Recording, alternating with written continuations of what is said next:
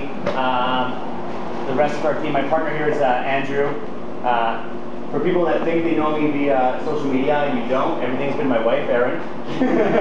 I've been too busy with saws and hammers and nails to even look at a computer really. So everything's been my lovely wife, Erin. So yeah, so thanks really for coming. And my wife thanks you too. This is the first time I've done anything to my hair, and the first day I've shaved in 2 months. So thank you for making me do that. Yeah, this is Canon, or this is 90% of Canon. We still, as soon as you guys leave, then all the construction tools will come out of hiding, and we'll start going back to work again. And yes, it's true. As almost done as it looks, there's still a lot more to do. So I want to thank the winners of the Facebook and the Twitters for following us and for answering those kind of easy but fun questions. And to all you media types out there, I will finally answer your questions. The reason why I haven't been answering any questions, and I have to apologize, is because I've been 100% in learning how to use tools mode. I did not own a power tool before this. So I've been absolutely swamped trying to figure out how to cut and build and make these go together and not have them collapse. So it's been me and tools and redoing things and going back on the internet to learn how to do it properly when it doesn't work the first time. And so I have had zero time, honestly, to think about systems and the bar for the last 2 months. This is the closest as I've come to thinking about cocktails for 2 months. And I'm looking forward to that part of it. To answer the question of when are we going to be open, as soon as we can.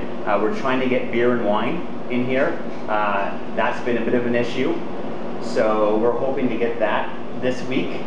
I know, why is it an issue? Because we were begging and pleading for the reps to come to us to have catalogs. I haven't ordered alcohol in 3 years. So I have no idea what's out there or who's selling it. It changes constantly. I have no idea. So we're trying to make that happen. If that happens, that will make things a lot easier, but there are still a lot of things that need to happen. Let's talk about the menu. There's been a lot of talk about a more than 100 cocktail menu that will be coming. We were going to send it to the printers. It will be a hardbound book, much like this one. Almost the same size, a little bit bigger, 100 pages, including all of our recipes. So it's not just menu descriptions, but our recipes. I decided to hold off on printing because I have a list of our spirits that we have in-house in there as well. And I know it's not always going to be up to date, but I figured I should start ordering alcohol and know what to put in here before I put it in there. So as soon as we finish ordering, and no, this is not finished ordering, this is just the tip of the iceberg of what's going to be in here. We're hoping to stretch it across above there as well, is the plan. So within a week or so, it's going to go to printers, and because it's a hardbound book, it's going to be a month. So what's going to happen is, when we get the book, 100 cocktails, kind of overwhelming, not for most people, we know that. In the book's going to be a big fat bookmark doing our 8 cocktails of the week, which is going to change constantly. And so we're just going to run off that for a little bit, get everyone accustomed to all the different things we're going to be doing here, and there's going to be a lot of different things from what most bars are doing in here. So once the team is up to speed with this system, then the book will come out, and then we'll have lots of fun. So what are we doing different? You may notice there's no POS system in here. We're operating without a POS, no point of sale, no computers, with the exception of the credit card computer.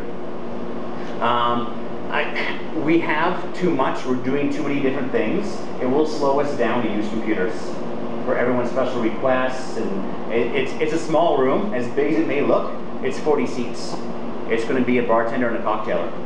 On busy nights, we're going to have someone that's assisting both of us. So, no computer. So we have this lovely little cash register. If this cash register was kind of a mess, so I took it apart and we finished it. And in taking it apart, on the bottom of the drawer, when you take it apart, I found out there's a bill of sale, 1919, to a Mr. Charles Wrigley Jr. of Chicago, which is kind of cool. So yeah, so that was kind of fun. The food is going to be somewhat different as well. The food's going to change, you know, hopefully as much as the cocktails. And we're going to try just one dish tonight. We're really limited to what we can do tonight because delivery people apparently have a really difficult time finding us. So we don't have a lot of things right now. So our lovely kitchen team right now is working feverishly with one burner, cooking food for all of you. So the food's going to be a little bit different. It's going to be changing constantly. There's not going to be any theme. I hate being pigeonholed, so I'm sorry once again to all you press types. There's not going to be any boxing. Oh, that food's up. You guys help run? There's not going to be any theme. The closest thing we can have to a theme is everything is meant to be shareable. I'm trying to have everything come out so you can share it without picking up a knife. If things are plated, we're trying to plate them in even numbers, not odd numbers. So that way there's not that fight over that third scallop. So other than that, there's no theme. You know, our chef Linda, who you meet later, is French trained at the French Culinary Institute, worked with Daniel Boudreau at Cafe Boudreau, and various other places in her very young career. So we're not going to do French. There's Cafe Press across the road. You know, I'll consider myself a Vancouverite, so I have a lot of Asian influence in my food, whether it's French Asian or et cetera, et cetera, et cetera. But we're not going to do an Asian menu because there's Bob Bar up the road. We're doing a great job of that. And so we don't want any theme. I want the menu to change with whims, and I want it to be interesting and shareable. But other than that, there's no rhyme or reason to it. And that's kind of going to be our cocktail list. The main book's going to be classics, with 90% classics, 10% not so much classics. The bookmark is going to be all over the place. There might be some molecular mixology drinks in there. There might be, you know, some market drinks. It's going to be all over the place. So stop putting me in a box. So we're all about change. And that's what we're really trying to do. We're doing a lot of things different. Like I said, handwritten bills. The menus will actually be kept in a little slot which hasn't been attached yet underneath the table. So the menus will always be available to you under the table. The table will hold the food and the wine list. Up on here, which should be accessible to almost every vantage point except for maybe two. So it'll be our beer list and our specials and our happy hour specials on that mirror, which I antiqued just, 2 days ago? And we hung up last night, yes, which was not fun. It's heavy and high. You know, we're doing fun little things. Old tobacco tins are our billfolds, but just fun little stuff like that. Just fun little quirks. Another kind of fun thing that we're going to be doing is we're going to be doing personal cocktails. And so this is a little flask with our logo and the cocktail that is on there. You guys can pass it around. That will lock and seal. And the first one on there is actually going to be a barrel-aged cocktail, which I started the day we got this place, and I used the booze that was here. So it's a 2-month-old cocktail, and this comes to you as is. So it's kind of a fun little you know, aside to drinking in a fun way on the side, you know, with your flask.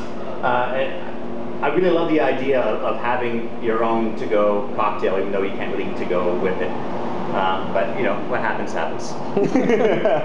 So that's, you know, another thing that we're doing that's a little bit different. We're going to be doing a lot of, well, not a lot, but there's always going to be at least one personal bottled cocktail. In time, this bar is going to be doing a lot of fun things. This is the bar of change and a bar of development. As Andrew knows, when I first approached him, when we were talking about becoming partners, I was like, I want this much money. And he was like, well, how about this much money? And I was like, okay, but eventually we're going to do what I want to do with this much money.